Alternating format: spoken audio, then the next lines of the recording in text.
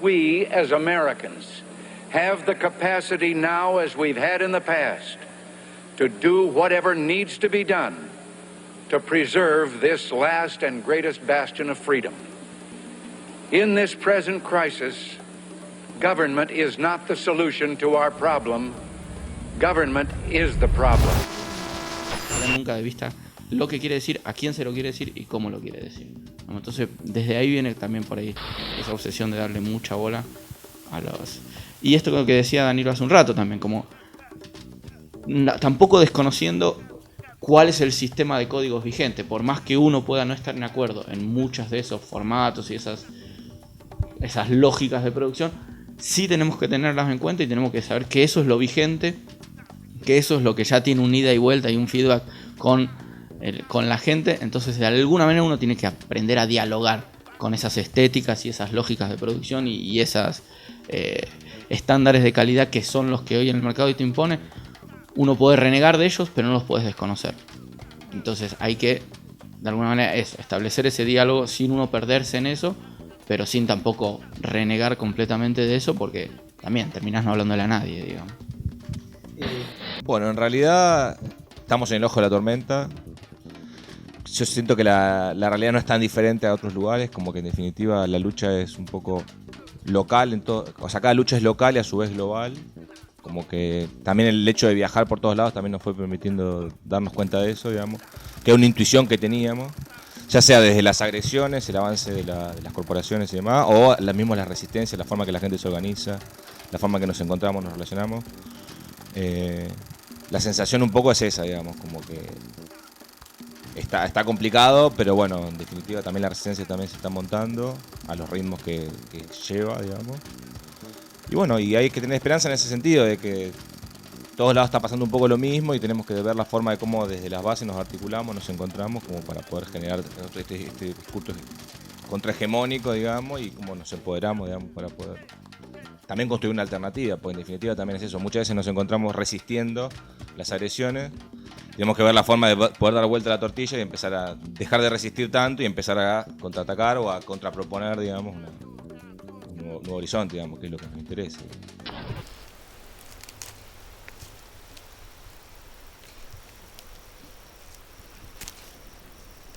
Ya para estos momentos sí es necesario trabajar de manera consciente la bendita tierra para que ella nos siga dando frutos.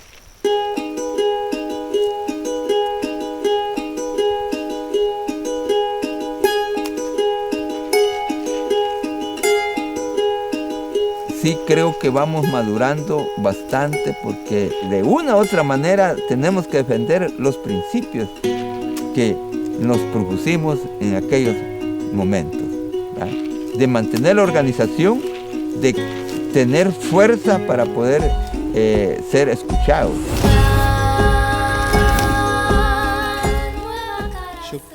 Yo creo que sí, e incluso no solo con lo que nosotros producimos, sino con lo que todo el mundo, ustedes como televisoras comunitarias y como toda la gente que de algún lado se escapa de este discurso publicitario, hegemónico y cuenta una historia, eso va a ser a la memoria de cada uno de nuestros pueblos.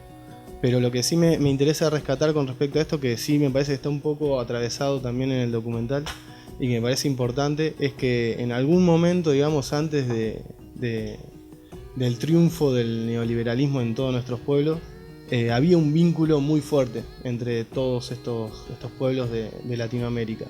Un vínculo que hacía una lucha, que en ese momento fue una lucha armada, se cosificó de alguna manera y tomó ese horizonte.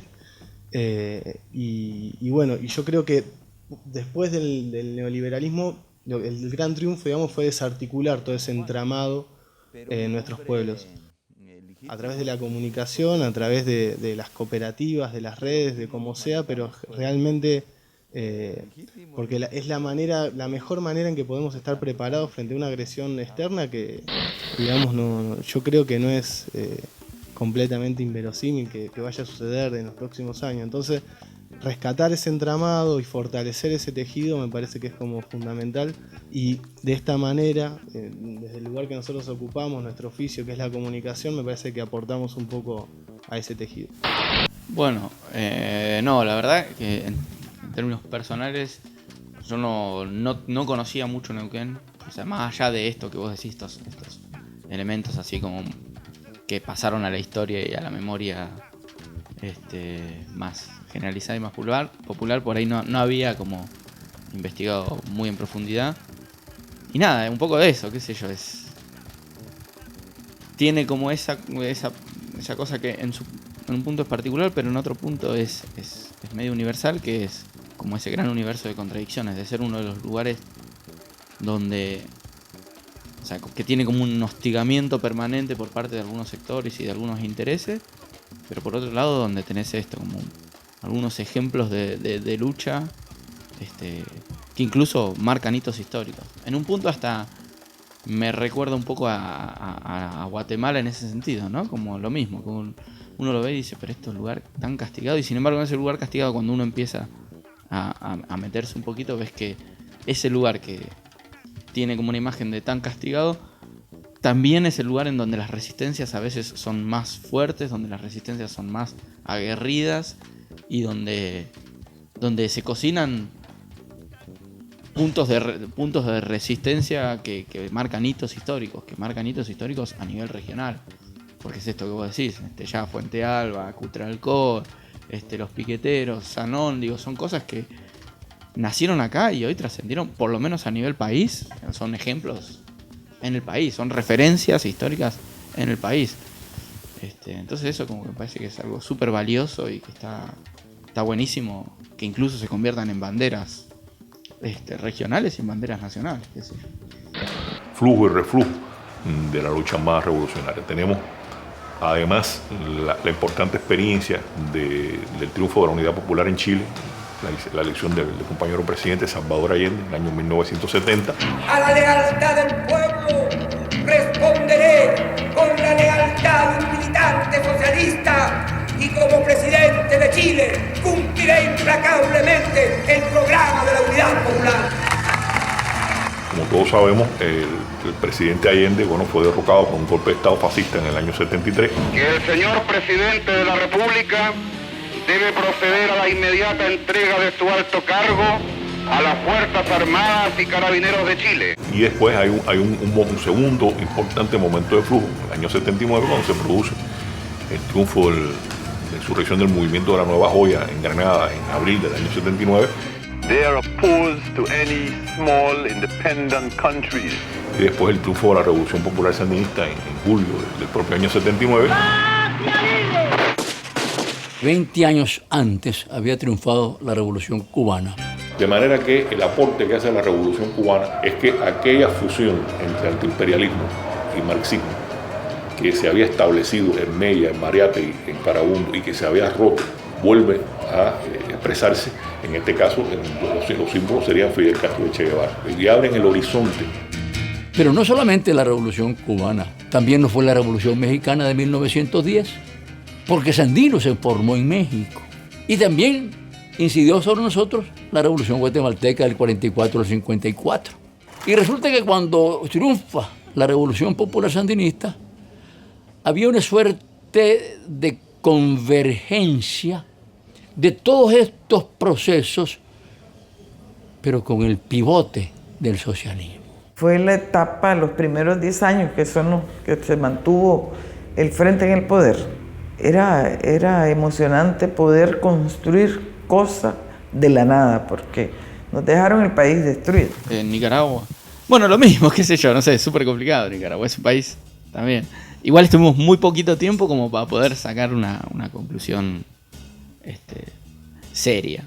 Es más una impresión que una conclusión, pero bueno, para mí hay como cosas que son muy terribles, como contradicciones muy fuertes, como cosas muy terribles que uno, por ahí con las que uno no termina de coincidir, como es una lógica, a pesar de que sea como un movimiento revolucionario que hoy está en el poder, tiene como una lógica súper corporativa y vertical de toma de decisiones.